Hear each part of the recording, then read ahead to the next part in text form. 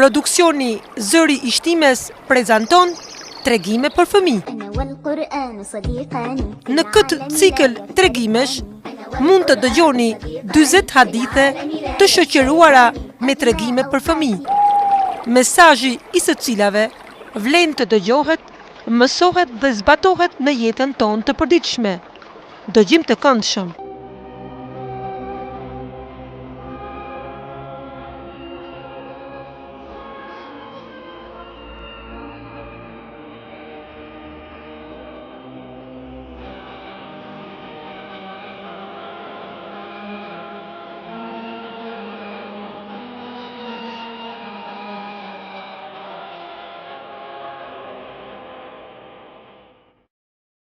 Tregimi i 5.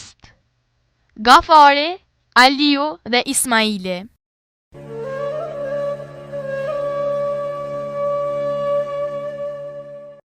Një ditë vere, disa fëmijë po lodronin pra një përroje. Njërin prej tyre e quanin Gafar. Ai i mërziste, i ngacmonte dhe i zemëronte kafshët sa më s'ka. Kafshët sa e shikonin Gafarin, iknin dhe fshiheshin me njëherë. Ishte bërë tmerri i tyre. Gafarit nuk i pëlqente asgjë, madje as dhe lojra që i propozonin shokët. Ai dëshironte të loznin një lojë që të bënte bujë. Tërhoqi në një qoshe 3 shokë, të cilët mendonin si ai. Pasi folën kokë me kokë, më në fund e gjetën lojën e shumë ëndërruar. Të tjerët, kureshtar, ishin në pritje për të parë se cila ishte loja e re me të papriturat e saj, të cilin e kishin menduar Gafari dhe 3 shokët e tij. Gafari dhe shokët e tij ju afruan vjedhurazi Aliut. E kapën për krahësh dhe prej këmbësh dhe hodhën në përrua. Aliu nuk dinte not.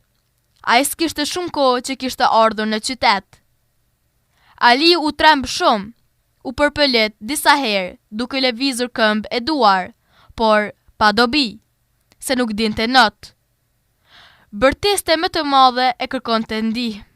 Gafari dhe shokët e tij bënin se herë e qeshtin më të madhe. Njëri prej fëmijëve, të cilin e quajnin Ismail,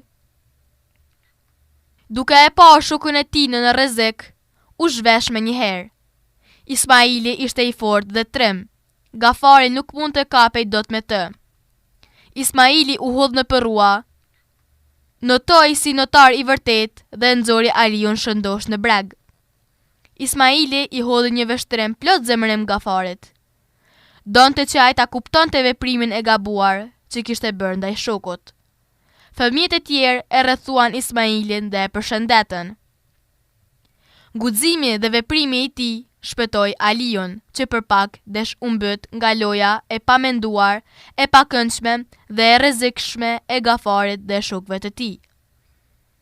Një burr që ishte dëshmitar i ngjarjes ju afrua Ismailit, i ledhatoi kokën dhe i tha: "Bir, ti bëre atë që ka thënë pejgamberi ynë i nderuar. Allahu qoftë i kënaqur prej teje. Pejgamberi ynë alayhi salam thot: besimtari është vëllai i besimtarit. Nuk i bën keq atij dhe nuk e lë në dorën e së keqes." Vetëm ty Zot kam bezu, gjithëne na ke kriju. Dëgjuat tregime për fëmijë. Interpretimin e teksteve e realizoi Ensara Ahmeti. Incizimi u mundësua në produksionin Zëri i Shtimes.